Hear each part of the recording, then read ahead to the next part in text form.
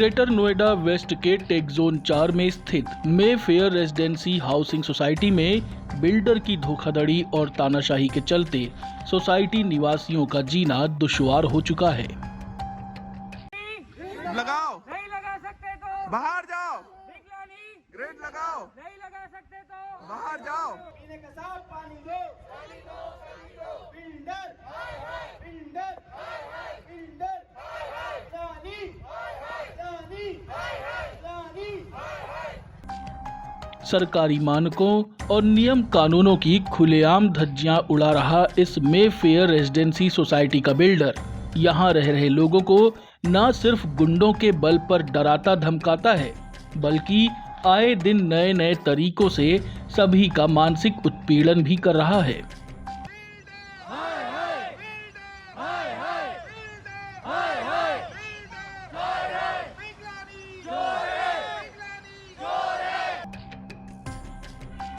Society में सुरक्षा और निर्माण में लापरवाही इस कदर है कि यहां कभी भी कोई बड़ा हादसा हो सकता है, लेकिन शासन से लेकर प्रशासन तक शायद किसी को भी इन सोसाइटी निवासियों की जान की फिक्र नहीं रह गई है।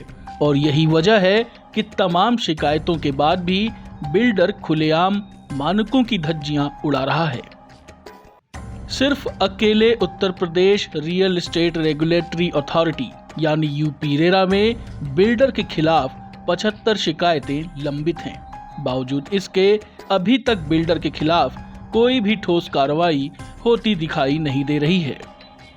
हम डीएम ऑफिस से शुरू किया। हमने डीएम ऑफिस गए, सीओ ग्रेटर नोएडा अथॉरिटी से मिले, एमपी से मिले, एमएलए धीरेन्द्र सिंह जी से मिले, प्रधानमंत्री कार्यालय गए, उपराष्ट्रपति के कार्यालय गए। हर जगह से पत्रावली चली, वो कहीं ना कहीं पहुंची, लेकिन बिल्डर पे आज तक किसी भी तरीके का कोई एक्शन नहीं हुआ। सोसाइटी निवासियों ने कई बार बिल्डर की धोखाधड़ी और गैर कानूनी कामों के खिलाफ प्रदर्शन करते हुए अपनी आवाज उठाने की कोशिश की, लेकिन उन आवाजों को दबाने के लिए बिल्डर ने सोसाइटी में गुंडे बैठा दिए। एक हाउसिंग सोसाइटी की बेसिक सुविधाएं तो दूर, मे फेयर रेजिडेंसी के निवासी बिजली और पानी के लिए संघर्ष कर रहे हैं। आखिर क्या है मे फेयर सोसाइटी की वो सभी समस्याएं जिनके चलते यहाँ रह रहे लोगों की रोजमर्रा की जिंदगी बेहाल होती जा रही है? इन समस्याओं को हम एक एक कर समझते हैं। बिजली सप्लाई की समस्या। मे फेयर रेजिडेंसी में सोसाइटी निवासियों को आए दिन पावर कट के चलते बिजली की समस्या का सामना करना पड़ता है। इस भीषण गर्मी के बीच सोसाइटी में 16 से 20 घंटों तक बिजली कट जाना अब आम बात हो चुकी है। सोसाइटी निवासियों का आरोप है कि लगातार पावर कट के बावजूद बिल्डर द्वारा डीजी बैकअप की व्यवस्था नहीं की जाती है। यहाँ पर कल से लाइट है नहीं। जब भी इनसे पूछोगे कितनी देर में सुविधा हो जाएगी लाइट की, हर बार आश्वासन मिलता है कि 15 मिनट में हो रही है, 20 मिनट में हो रही है। कल रात को 2 बजे से लाइट बिल्कुल ही गायब है। उससे पहले 20 बार ट्रिप हो चुकी है। सोसाइटी निवासियों का आरोप है कि सोसाइटी में कनेक्शन ना तो सिंगल पॉइंट है और ना ही मल्टीपल पॉइंट। बिल्डर ने सोसाइटी में अवैध और गैर कानूनी तरीके से अस्थायी बिजली कनेक्शन ले रखा है। यहाँ ना तो सिंगल पॉइंट है ना मल्टीपल पॉइंट्स है। हमने जब इंक्वायरी करी तो पता चला कि यहाँ पे इन्होंने जो कंस्ट्रक्शन पर्पस से जो उन्होंने 50 kVA सेंक्शन कराया था अथॉरिटी से, उसी से लोड को डिस्ट्रीब्यूट किया जा रहा है, जो कि ये खुद में इलीगल है। उस इलीगल कनेक्शन के बावजूद ये हमसे हर महीने पहले तो 9 रुपये 12 रुपये पर स्क्वायर 12 रुपये पर यूनिट के हिसाब से वो चाइनीज़ मीटर से चार्ज किया था। फिर इन्होंने 9 रुपये 70 पैसे के हिसाब से बिल भेज रहे हैं, जो कि खुद से एक इलीगल है। ओवरलोड के चलते आए दिन पावर कट के बाद जब सोसाइटी निवासियों ने विरोध किया तो बिल्डर ने उन्हें भरोसा दिलाया कि सोसाइटी में 2500 और 1500 kVA के 2 ट्रांसफार्मर लगाए जाएंगे, लेकिन बाद में बिल्डर ने दिखाने के लिए महज 50 kVA का छोटा सा ट्रांसफार्मर रख दिया, जिसका अभी तक कोई कनेक्शन भी नहीं किया गया है। 2 साल से ऊपर हो चुका है, यहाँ पर ग्रिड नहीं है। बिल्डर ने इलेक्ट्रिकल ड्राइंग में बताया है कि 2 ट्रांसफार्मर मैं लगाऊंगा, एक 2500 kVA, एक 1500 kVA। यहाँ पर 50 kVA का ट्रांसफार्मर लगा के बिल्डर रेजिडेंट्स को बेवकूफ़ बना रहे हैं, उनसे मेंटेनेंस लेने की बातें करते हैं, जबकि इंफ्रास्ट्रक्चर इनके पास पूरा नहीं है। 18 मंजिलों वाली इस सोसाइटी में सिर्फ एक लिफ्ट चालू हालत में है। रोजाना 16 से 20 घंटों तक बिजली न होने के चलते लिफ्ट भी बंद हो जाती है, जिसकी वजह से ऊपरी मंजिलों में रहने वाले लोगों को सीढ़ियां चढ़ने उतरने में परेशानी होती है। बुजुर्ग लिफ्ट के बिना ऊपर नीचे नहीं चढ़ सकते। अभी कल के लिए कोई अनहोनी घटना हो जाए, यहाँ बुजुर्ग भी रहते हैं, बच्चे भी रहते हैं, यंग लोगों को भी आजकल बहुत सारी ऐसी समस्याएं हैं जो कि इमरजेंसी रिस्पॉन्स चाहिए लाइट का, यहाँ पे बिल्कुल भी उपलब्ध नहीं है। मेरी मदर इन लॉ है जो बहुत ज़्यादा बीमार रहती हैं, पूरे दिन वो ऑक्सीजन कॉन्सेंट्रेटर पे चलती हैं और लाइट पूरे दिन रात से नहीं थी। ऐसे में बंदा कैसे ऑक्सीजन लेगा? उसके लिए तो सीधा मरने वाली नौबत है। उनको आज हम लोग अभी हॉस्पिटल में एडमिट करा के आए हैं किसी भी तरह से। लैपटॉप और मोबाइल डिवाइसेस चार्ज न होने के चलते बच्चों को अपना होमवर्क और पढ़ाई घंटों तक कार में बैठकर पूरी करनी पड़ती है। इलेक्ट्रिसिटी ना होने की वजह से हमें पढ़ाई में इसलिए दिक्कत हो रही है क्योंकि कई बार हमें फ़ोन से कुछ करना पड़ता है, हॉलीडे होमवर्क होता है और फ़ोन चार्ज नहीं रहता है, तो उस वजह से हम कर नहीं पाते हैं। ये डीजी चला नहीं रहे हैं, कहते हैं ये इनके पास डीजी के में ऑयल का प्रॉब्लम है, या कहते हैं कि इनका मशीन हीटअप हो रहा है। पर उससे क्या हो रहा है, निवासी परेशान हो रहे हैं। इतने पैसे बिजली के देने के बाद भी हम परेशान हो रहे हैं। स्वच्छ पानी की समस्या। सोसाइटी में निवासियों को साफ पानी के लिए भी संघर्ष करना पड़ रहा है। एक तरफ बिजली आपूर्ति न होने के चलते सोसाइटी में पानी की किल्लत आम बात हो चुकी है, और अगर पानी आता भी है तो सोसाइटी निवासियों का कहना है कि पानी काफी गंदा और बदबूदार है, जिसे घर के कामों में प्रयोग करना काफी हानिकारक है। पानी की प्रॉब्लम रहती है। मेरे ख्याल से 2 ही टावर में टैंक है और उसी से चारों टावर में सप्लाई जा रही है। बहुत प्रॉब्लम्स है। पानी गंदा आता है, टैंक क्लीन नहीं होता टाइम से। पानी में बदबू भी आता है बहुत, पानी में बदबू है, मिट्टी है, जाले लग जाते हैं, टंकी को साफ नहीं किया जाता है, बहुत सारी दिक्कतें हैं। फायर सेफ्टी का अभाव। इसी साल 18 अप्रैल की देर रात सोसाइटी के एक टावर के 10वें फ्लोर पर आग लग गई। ये आग 4 घरों के बिजली मीटर में लगी थी। किसी तरीके से सोसाइटी निवासियों ने आग पर काबू पाया और एक बड़ा हादसा होने से बच गया। इसके बावजूद भी बिल्डर ने आग से सुरक्षा को लेकर कोई इंतजाम नहीं किए हैं। सोसाइटी के अंदर आग पर काबू पाने के लिए जरूरी फायर सेफ्टी इक्विपमेंट भी लगाए नहीं गए हैं।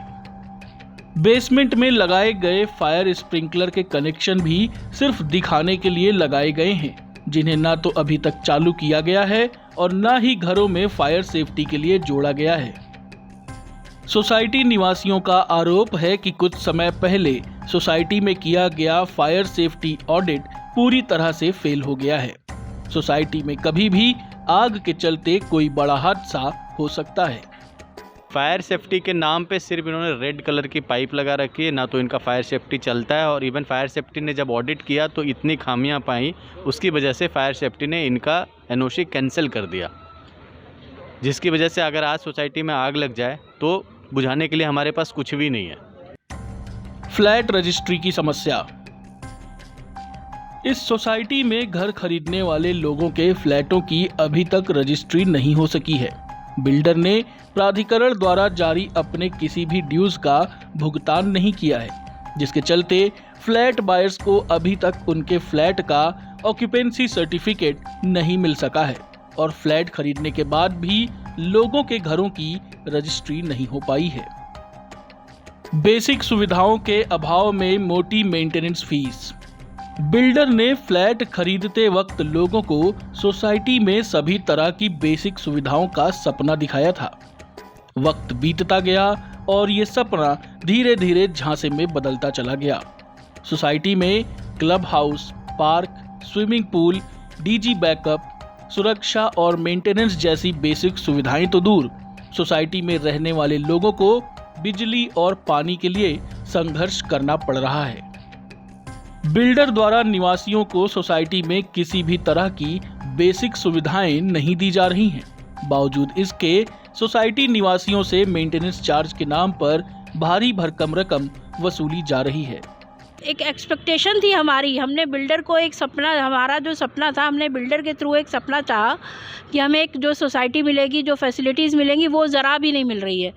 यहाँ रहने वाले लोगों का ये भी आरोप है कि बिल्डर सोसाइटी निवासियों से हर महीने मेंटेनेंस शुल्क के साथ जीएसटी भी वसूल करता है, लेकिन उस जीएसटी का भुगतान नहीं करता है, जिसके चलते संबंधित विभाग द्वारा बिल्डर का वेयरहाउस भी सील किया जा चुका है। हमसे जीएसटी ली गई, जीएसटी का आगे पेमेंट नहीं हुआ, जीएसटी वालों ने इनका वेयरहाउस जो है सील कर रखा है। सुरक्षा मानकों की नजरअंदाजी। सोसाइटी में बिल्डर द्वारा निवासियों की सुरक्षा के मानकों की जमकर धज्जियां उड़ाई जा रही हैं। सोसाइटी निवासियों को हर दिन जान माल का खतरा बना रहता है। सोसाइटी में सुरक्षा के लिए मुख्य गेट पर महज 2 गार्ड ही तैनात होते हैं। इसके अलावा सोसाइटी के किसी भी टावर में कोई गार्ड तैनात नहीं है। सोसाइटी के 3 तरफ की बाउंड्री को बिल्डर ने टीन से ढकवाया हुआ है, जिसे कोई भी आसानी से फांदकर सोसाइटी में घुस सकता है। सोसाइटी में आग से सुरक्षा के लिए भी कोई पर्याप्त उपकरण नहीं लगाए गए हैं। इसके अलावा सोसाइटी में अधूरे निर्माण कार्य पूरी तरह से ठप हैं। जगह जगह लोहे की निकली हुई सरिया और गड्ढे इस कदर खतरनाक हैं कि अगर कोई इनकी चपेट में आ गया तो शायद ही उसकी जान बचाई जा सकेगी। इन्होंने बस सेफ्टी के नाम पे 2 से 4 कैमरे लगा रखे हैं। सोसाइटी की पूरी बाउंड्री वॉल भी नहीं है, किधर से भी कोई भी ट्रेसपासर आ सकता है और हमारे फ्लैट में घुस सकता है। बाउंड्री वाल तक सोसाइटी नहीं है। आप अगर कैमरा से अगर दिखाना चाहेंगे तो आप देखें, हर जगह इन्होंने टिन से किसी तरह से जुगाड़ कर रखा है, और इवन टिन से तो ऊपर जुगाड़ कर रखा है, नीचे से सारी चीज़ें खुली हुई है। खुले डीजी से वायु प्रदूषण। सोसाइटी की मार्केट में बिजली सप्लाई करने के लिए बिल्डर ने डीजी बैकअप सोसाइटी के अंदर खुले स्थान पर लगवा रखा है। ज्यादातर समय बिजली न होने के चलते बिल्डर द्वारा मार्केट की बिजली सप्लाई इसी जनरेटर से की जाती है, जिससे होने वाला प्रदूषण सोसाइटी निवासियों के लिए काफी खतरनाक हो चुका है।